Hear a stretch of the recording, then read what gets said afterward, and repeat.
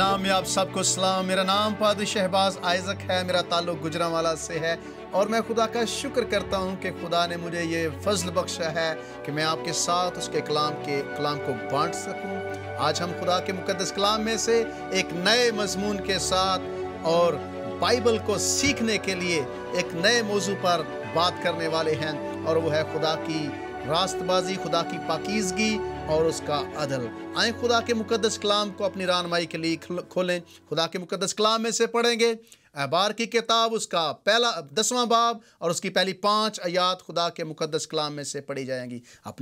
अगर आपके पास खुदा का कलाम है उसको खोलें। खुदा के कलाम में से अहबार की किताब, उसका 10वां बाब, पहली 5 आयात की मैं खुदा के कलाम में से तिलावत करूँगा। आए खुदा के कलाम में से पढ़ें। खुदा के कलाम में यूँ लिखा है, और नदब और अबीहूद ने जो हारून के बेटे थे अपने अपने बखूरदान को लेकर उनमें आग भरी और उस पर और ऊपरी आग जिसका हुक्म खुदावंद ने उनको नहीं दिया था, खुदावंद के हुजूर गुजरानी, और खुदावंद के हुजूर से आग निकली और उन दोनों को खा गई और वो खुदावंद के हुजूर मर गए।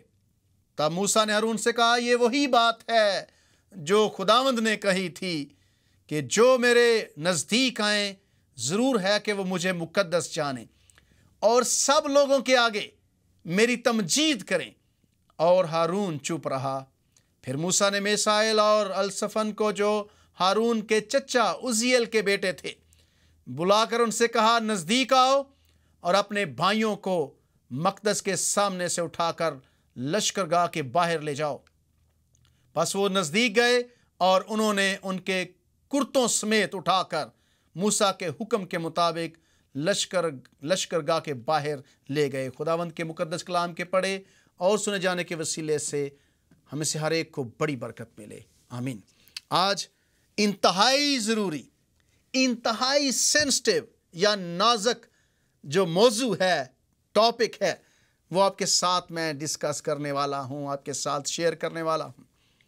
बहुत सारे लोग, बहुत अच्छे क्रिश्चियन, बहुत प्यारे मसीही बहन भाई, ना सिर्फ पाकिस्तान में, पूरी दुनिया में एक सवाल करते हैं, बल्कि कभी कभी ये सवाल उनका गुस्से से भरा होता है कि पुराने अहदनामे का खुदा बहुत कहार या कहर करता था, मार देता था, बड़ा जालिम कह लें खुदा था, वो कई लोगों का ख्याल है।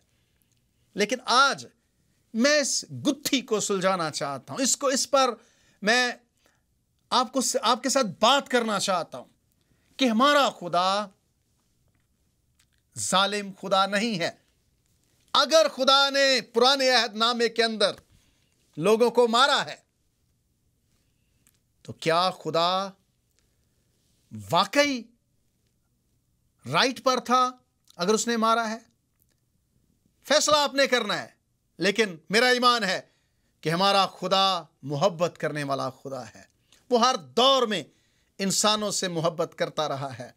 आदम जब नंगा हो गया अपने गुनाह के बायस, शर्मिंदा था, क्या कि मैं डरा क्योंकि मैं नंगा था। खुदा ने कहा, किसने बताया कि तू नंगा है?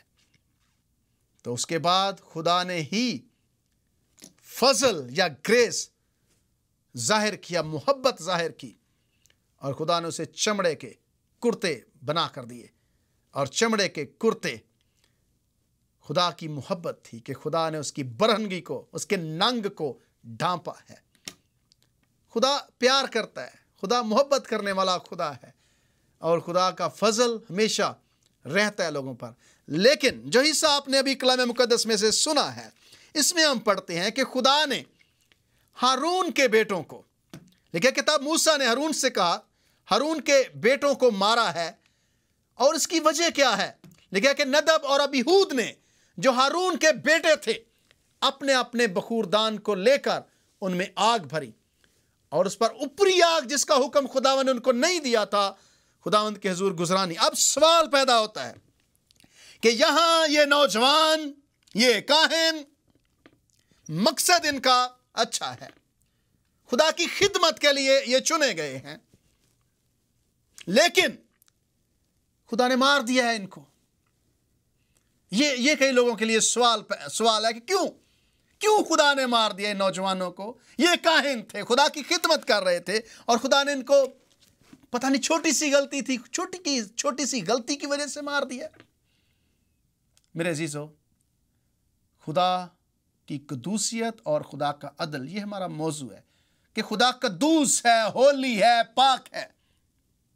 वो जो कुछ भी करता है, ये मेरा ईमान है, मेरे ईमान का हिस्सा है कि खुदा जो कुछ भी करता है वो उसमें रास्त है, दुरुस्त है वो उसमें, चाहे वो नतीजा मौत की सूरत में ही क्यों ना हो। खुदावंत का हर मंसूबा जो भी है वो ठीक है। जहां भी है खुदा, जो भी वो कर रहा है मेरे लिए या आपके लिए, वो ठीक कर रहा है। अब यहां पर सवाल पैदा होता है कि ये नौजवान खुदा की खिदमत कर रहे हैं, काहिन है, ममसू है खुदा के, लेकिन क्यों खुदा ने इनको मारा है? लिखा है कि नदब और अबीहूद ने, जो हारून के बेटे थे, अपने अपने बखूरदान को लेकर उनमें आग भरी, और उस पर और ऊपरी आग जिसका हुक्म खुदावन ने उनको नहीं दिया था, खुदावन के हुजूर गुजरानी। यहां पर प्रॉब्लम है, यहां पर मसला है।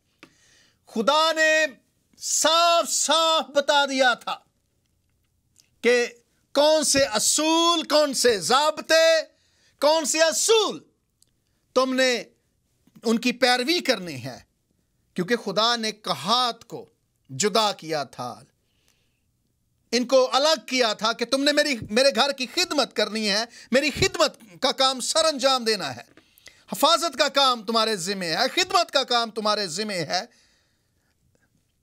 और इसी तरह से सोन।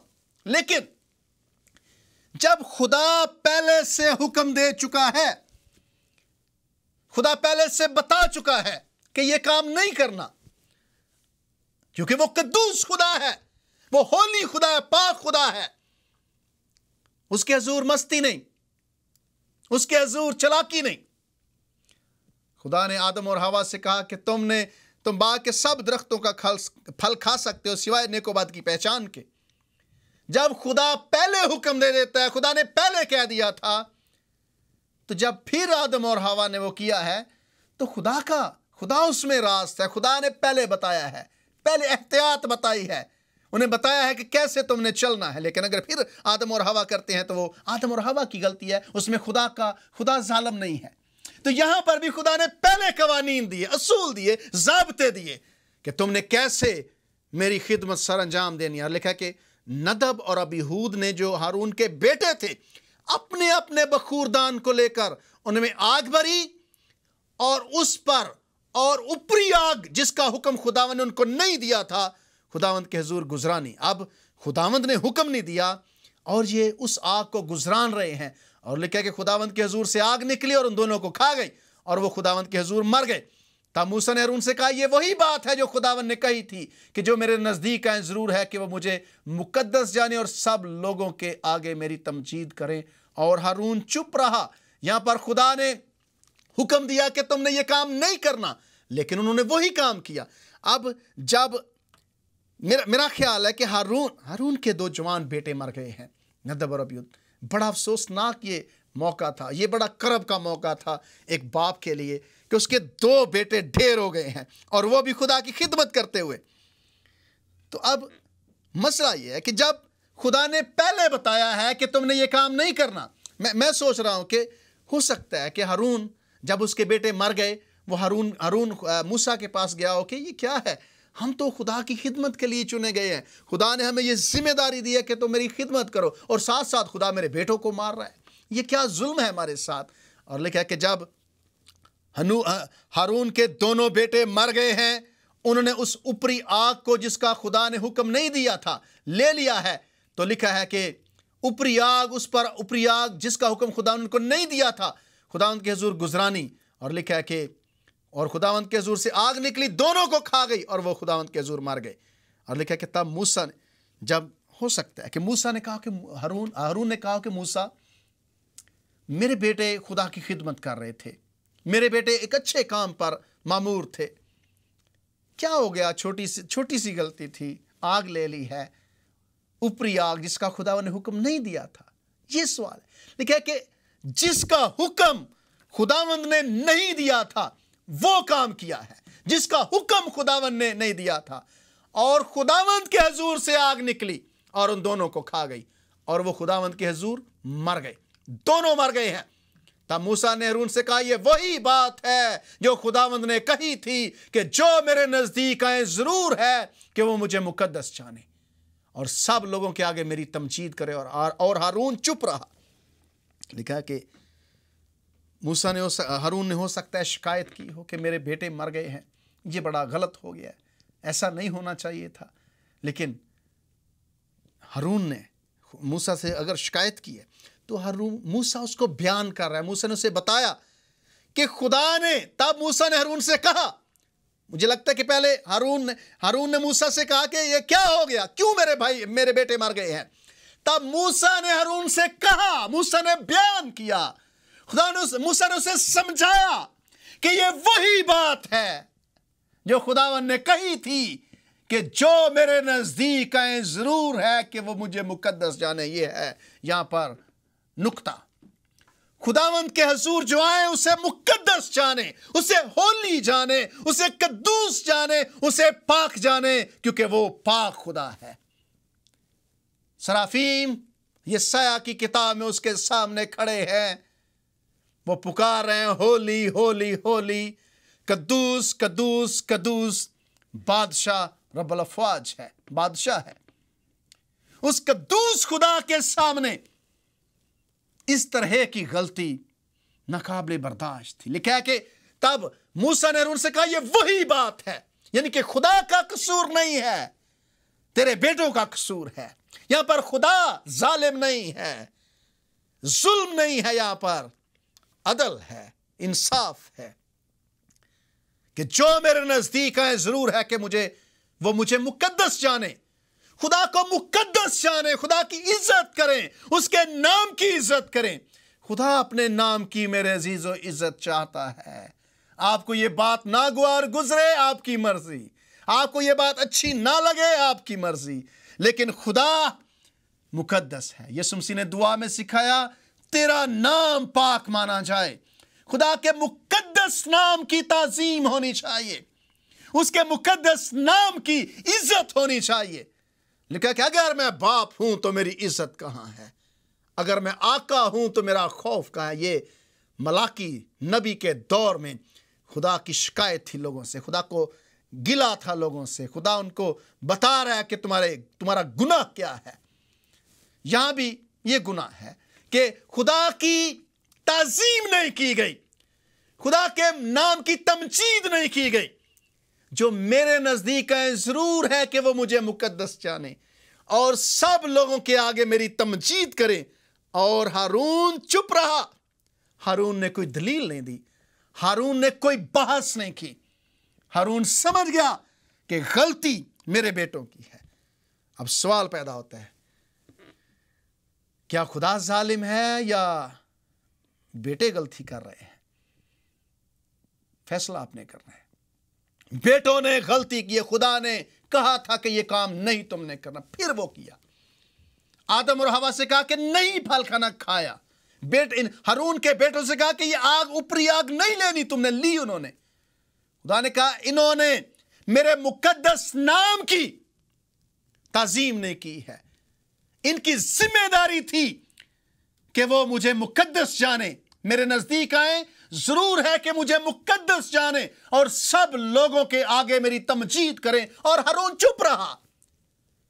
खुदावंद को अपनी इज्जत चाहिए, खुदा को ताजीम चाहिए, वो इज्जत के लायक है, वो बुजुर्गी के लायक है। यीशु ने कहा है कि जब दुआ करो तो इस तरह करो, हमारे बाप तू जो आसमान पर है, तेरा नाम पाक माना जाए।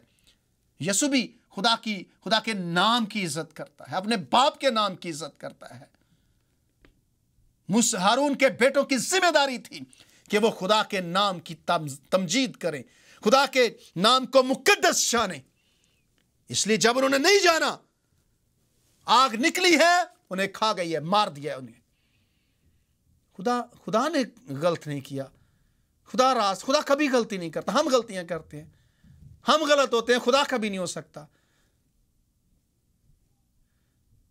Holiness and justice of God, यानी कि खुदा की कदूसियत और उसका इंसाफ। खुदा इंसाफ करता है, वो पाक खुदा है। बेटा स्लीप पर था, पुकार रहा है, मेरे खुदा तूने मुझे क्यों छोड़ दिया खुदा ने। कदूस खुदा उस गुनाह को जो हमारा गुनाह था, हमारे गुनाह थे, स्लीप पर यीशु उठाए हुए है, स्लीप पर यीशु मसीह हमारे गुनाह लेकर चढ़ा है, तो खुदा ने बेटे को भी स्पेयर नहीं किया। तो हारून के बेटे कौन है? खुदा ने कहा कि मूसा ने हारून से कहा कि ये वही बात है जो खुदा ने कही। खुदा ने पहले कह दिया था कि ये काम नहीं करना। हारून चुप रहा। हारून के पास कोई जवाब नहीं है। जब खुदा बोलता है, जो खुदा कहता है, उसके सामने किसी के पास जवाब नहीं होता, क्योंकि खुदा गलती पर नहीं होता, हम गलती पर होते हैं। हारून इसलिए खामोश है, वो समझ गया कि मेरे बेटों की गलती है, वो समझ गया है कि खुदा ने जो किया है वो दुरुस्त किया है। तो मेरे अजीजों, खुदा हमेशा रास्त है, खुदा हमेशा दुरुस्त है। बाइबल मुकद्दस में से एक और हवाला आपके सामने रखना चाहता हूँ, खुदा की कदूसियत और उसके अदल के बारे में। अगर आप कलाम मुकद्दस में से शमूएल की दूसरी किताब पढ़ें और उसके 6 बाब को पढ़ें, तो यहाँ पर लिखा है, यहाँ पर भी बड़ा अफसोसनाक वाक़या हुआ है, यहाँ पर बड़े ख़तरनाक एक सूरत हाल है। यहाँ पर भी लगता ऐसे है कि खुदा ने एक अच्छे काम की वजह से बंदे को मार दिया। वो बंदा गलत नहीं था, उजिया नामी जो आदमी है। पढ़ेंगे खुदा के कलाम में से लिखा है, और दाऊद ने फिर इसराइलियों के सब चुने हुए 30,000 मर्दों को जमा किया, और दाऊद उठा और सब लोगों को जो उसके साथ थे लेकर बाला यहूदा से चला, ताकि खुदा के संदूक को उधर से ले आए, जो उस नाम का यानी रब्बुल अफ़वाज के नाम का कहलाता है, जो करोबियों पर बैठता है। सो उन्होंने खुदावंद के संदूक को नई गाड़ी पर रखा और उसे अबीनदाब के घर से जो पहाड़ी पर था निकाल लाए, और इस नई गाड़ी को अबीनदाब के बेटे उज़ा और अखयू हाँकने लगे, और वो उसे अबीनदाब के घर से जो पहाड़ी पर था खुदा के संदूक के साथ निकाल लाए, और अखयू संदूक के आगे आगे चल रहा था। और दाऊद और इसराइल का सारा घराना सनोबर की लकड़ी के सब तरह के साज और सितार और बरबत और दफ और खंजरी और जान खुदावंद के आगे बजाते चले जाते थे। और जब वो नकून के खलिहान पर पहुंचे, तो उज़ा ने खुदा के संदूक की तरफ हाथ बढ़ाकर उसे थाम लिया, क्योंकि बैलों ने ठोकर खाई थी। तब खुदावंद का गुस्सा उज़ा पर भड़का, और खुदा ने वहीं उसे उसकी खता के सबब से मारा, और वो वहीं खुदा के संदूक के सामने मर गया है। और जब वो नकून के खलिहान पर पहुंचे, तो उज़ा ने खुदा के संदूक को की तरफ हाथ बढ़ाकर उसे थाम लिया, क्योंकि बैलों ने ठोकर खाई थी। तब खुदावंद का गुस्सा उज़ा पर भड़का, और खुदावंद ने वही उसे उसकी खता के सबब से मारा, और वहीं वो खुदा के संदूक के पास मर गया। और दाऊद इस सबब से कि खुदावंद उज़ा पर टूट पड़ा, ना खुश हुआ, और उसने उस जगह का नाम पर्स उज़ा रखा, जो आज के दिन तक है। यहाँ पर बड़ा इशू है, बड़ा मसला है। उज़ा को खुदा ने मार दिया है, काम उसका गलत नहीं है। हैकल का संदूक दाऊद बादशाह लेकर जा रहा है अपने लोगों के साथ, और बड़े वो खुश हैं, एक्साइटेड हैं कि खुदा का संदूक उनके यहाँ जा रहा है। लेकिन बाइबल मुकद्दस बयान करती है कि उसका नाम, किसका नाम? खुदा का।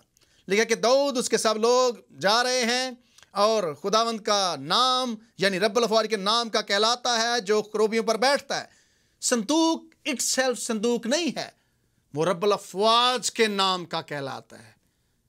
नाम खुदा को अपने नाम का पास है, उसके नाम की इज्जत। तेरा नाम पाक माना जाए। उन्होंने मेरे नाम की मुझे मुकद्दस नहीं जाना।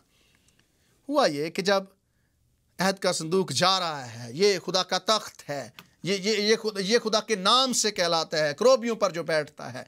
लिखा है कि वो जा रहे हैं, नई गाड़ी पर रखा हुआ है संदूक को, अबीनदाब के घर से जब पहाड़ी पर निकले, तो लिखा है कि जब वो जा रहे थे तो बैलों ने ठोकर खाई और संदूक गिरने लगा। और जब संदूक गिरने लगा, तो उज़ा ने खुदा के संदूक की तरफ हाथ बढ़ाकर उसे थाम लिया, क्योंकि बैलों ने ठोकर खाई थी। तब खुदा का गुस्सा उस पर भड़का, और खुदा ने उसे उसकी खता के सबब से मारा, और वही खुदा के संदूक के सामने मर गया।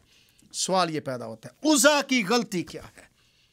उज़ा ने बज़ाहिर कुछ गलत नहीं किया है। उज़ा तो खुदा के संदूक को बचा रहे, कितना अच्छा। कितना अच्छा ये नौजवान है, कितनी गैरत, कितनी इज्जत है उसके लिए। लेकिन ये खुदा ने उसे नहीं कहा था करने के लिए। खुदा ने हुक्म दिया था कि नहीं छूना तुमने मेरे संदूक को, लेकिन उज़ा ने उसे थामा। जब वो गिरने लगा, लिखा कि पहुंचे तो उज़ा ने खुदा के संदूक की तरफ हाथ बढ़ाकर उसे थाम लिया, क्योंकि बैलों ने ठोकर खाई थी। तब खुदावंद का गुस्सा उस पर भड़का और खुदा ने वहीं उसे उसकी खता के सबब से मारा। ऐसा लगता है कि ये वाकई उसकी, और वहीं खुदा के संदूक और जो किलेहोन पर, और वही तब खुदावंद का गुस्सा भड़का और खुदा ने वहीं उसे उसकी खता के सबब से मारा, और वो वहीं खुदा के संदूक के पास मर गया। और दाऊद इस सबब से कि खुदावंद उज़ा पर टूट पड़ा, नाखुश हुआ, और उसने उस जगह का नाम पोर्स उज़ा रखा, जो आज के दिन तक है। खुदा ने इस नौजवान को मार दिया। सबब ये है कि खुदा ने इससे नहीं कहा कि ये कर। अब ये चाहता है कि खुदा का संदूक जो है वो ज़मीन पर ना गिरे, और ख्याल शायद अच्छा था, लेकिन ये खुदा की मर्जी नहीं थी। अगर संदूक ज़मीन पर गिरता तो वो नापाक नहीं थी। क्यों? क्योंकि ज़मीन वहां पर है जैसे खुदा ने उसे रखा हुआ है। ज़मीन पर चीजें गिरती हैं। ज़मीन खुदा ने ऐसे ही उसे बनाया है, ऐसे ही वो रहेगी। उसका काम है, जो उस पर गिरेगा उसने उस पर आना है। लेकिन उज़ा का काम नहीं था कि वो खुदा के संदूक को थामे। उज़ा की ड्यूटी नहीं थी कि वो खुदा के संदूक को हाथ लगाए या उसके अंदर झांके या उसे वो थाम ले। ये गुनाह था उसका, ये उसकी खता थी। अगर संदूक गिरता है तो गिरने दे। जमीन पर गिरेगा, जमीन वैसी ही है जैसी खुदा ने उसको बनाया है। लेकिन उज़ा का खुदा के संदूक को थामना ये गुनाह था, ये गलती थी, ये खता थी। और खुदा कद्दूस जिसका नाम कद्दूस है, जिसके नाम से वो कहलाता है, ऐत का संदूक, उसको थामना ये उज़ा के लिए गुनाह गिना गया। क्योंकि जमीन वही कर रही है जिसके लिए खुदा ने उसे बनाया। जो जमीन पर गिरेगा जमीन पर आएगा। जमीन वहां पर खुदा ने उसको रखा है। अगर संदूक है जमीन पर गिरता कोई मसला नहीं था, कोई नापाकी नहीं होनी थी। लेकिन संदूक को थामना ये गुनाह था, तो खुदा ने उसे मारा। खुदा ने पहले कहा था कि नहीं हाथ लगाना तुमने, ये तुम्हारा काम नहीं है। तो जब दाऊद ने ये बात सुनी तो लिखा है कि दाऊद बड़ा नाराज हुआ, दुखी हो गया। और दाऊद कहता है कि ये संदूक मेरे पास क्यों जाए, मैं इसे अपने घर में नहीं लेके जा सकता। लेकिन खुदा ने ओबेद अदूमी के घर में बड़ी बरकत दी इस संदूक के सबब से, क्योंकि खुदा का नाम उसमें रहता है, वो खुदा का तख्त है। फिर जब दाऊद को पता चला कि ओबेद अदूमी को बरकत मिली है, तो फिर वो उसे अपने घर लेकर आना चाहता है। जहां पर खुदा रहता है वहां बरकत आती है। मेरी दुआ है खुदा को अपने घर ले जाए, ओबेद अदूमी की तरह। अगर खुदा आपके घर में है, आपके खानदान में है, बरकत आपकी है। अगर खुदा आपके खानदान के अंदर रहता है, बरकत आपकी है, सलामती आपकी है, खुशहाली आपकी है, शिफा आपकी है, बेहतरी आपके घर के अंदर है, सलामती आपके घर के अंदर है। अगर खुदा आपके घर के अंदर नहीं है, बरकत नहीं है। तब दाऊद जेलस हो गया, कहता है कि ओबेद को बरकत मिल गई है, ये संदूक क्यों वहां जा रहा है, ये मेरे घर आना चाहिए, मुझे खुदा बरकत दे। उज़ा को खुदा ने मारा है, उसकी गलती थी। खुदा कद्दूस है, पाक है, वो बर्दाश्त नहीं करता कि उसके नाम की तमजीद ना की जाए, उसके नाम की इज्जत ना की जाए। इसलिए तीसरा हुक्म है उसका नाम पाक मानना, उसके नाम की इज्जत करना। तो मेरे अजीजों, कद्दूसियत और अदल, खुदा पाक है, उसका अदल है। तो इसलिए जब आप खुदा के हुज़ूर आएं, खुदा से उसके फजल को, उसके तरस को, उसके रहम को मांगे। देखिए, खुदा आदिल खुदा है, इंसाफ करता है। कहते हैं कि खुदा फजल करता है, रहम करता है। वो नॉन जस्टिस नहीं है, बट खुदा इनजस्टिस नहीं कर सकता। खुदा रहम ज़रूर करता है, फजल करता है, लेकिन नाइंसाफ़ी वो नहीं कर सकता। इसलिए खुदा अगर फजल करे, अगर खुदा तरस खाए, तो ये उसकी मेहरबानी है। हम सब गलती पर हैं। इसलिए जब खुदा ने अपने बेटे को हमारे लिए दिया है, तो हम गुनहगार थे जब मसीह हमारे लिए मर गया। ये उसका फजल था, हमारे अच्छे कामों की वजह से नहीं, उसके फजल की वजह से हमें निजात मिली है, उसके राम की वजह से हमें निजात मिली है। मैं काफ़ी देर पहले लोगों से कहा कि खुदा पाबंद नहीं है कि वो हम पर रहम करे। हाँ, ये उसकी मेहरबानी है कि वो हम पर रहम करे। खुदा पाबंद नहीं है कि वो हम पर हर सूरत में रहम करे। हम डिजर्व नहीं करते, लेकिन ये उसकी मेहरबानी है कि वो हम पर रहम करता है। मैं और आप उसके फजल को डिजर्व नहीं करते, उसके हकदार नहीं है, लेकिन वो अपने फजल से हमें बचाता है। इसलिए जब आप दुआ करें, कभी खुदा के अदल को अपनी ज़िंदगी के लिए ना मांगे, कभी अदल को ना मांगे कि खुदावंद अदल कर मेरे साथ। नहीं, अगर खुदावंद अदल करेगा, आप उसके सामने नहीं रह सकेंगे, खड़े नहीं रह सकेंगे। इसलिए खुदा का रहम मांगे अपनी ज़िंदगी के लिए, हमेशा रहम मांगे। जब दुआ करें, खुदावंद मुझ पर रहम कर, मुझ पर फजल कर। दाऊद ने ये ज़बूर गाया 51, लिखा, फजल नाले रब बख्श गुनाह सब मेरे। अदल से नहीं, अदल से गुनाह नहीं बख्शे जा सकते हैं, फजल से।